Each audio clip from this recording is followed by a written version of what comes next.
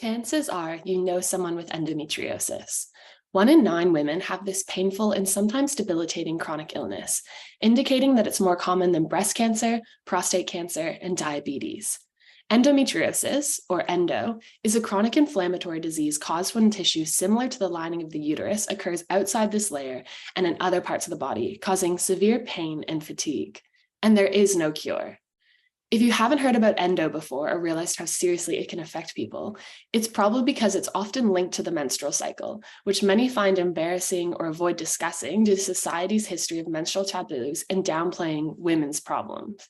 Well, this women's problem costs the Australian economy over 9.7 billion each year, with over 80% of those costs coming from loss of productivity in employment. Meaning that people with endo are often overlooked in the workplace for promotions, are sometimes demoted to part-time, and recent research informs us that 1 in 6 people with endo will lose their employment due to managing the disease. Those with endo who gain and keep jobs attribute their success to flexible and reasonable workplaces and understanding and empathetic managers and colleagues. Recent research during the COVID-19 restrictions demonstrated that for those living with endo, relatively simple changes in working arrangements, mostly around the ability to self-manage working hours and rest breaks, and use physical aids like heat packs, improved their productivity.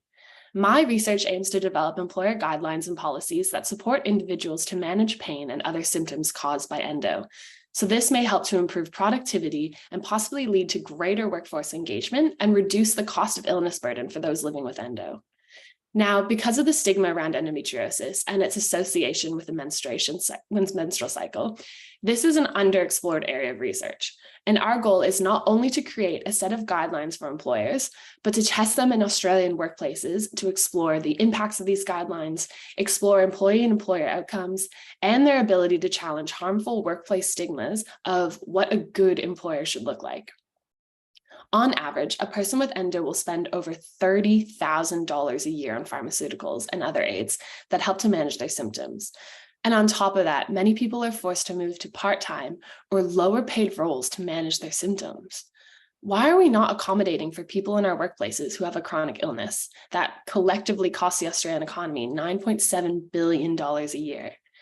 If we can create an employer guideline that supports workplaces to help employees to manage their endo pain while working so that they can continue to work and work productively, then we have the potential to save the Australian economy millions, if not billions of dollars per year. Thank you.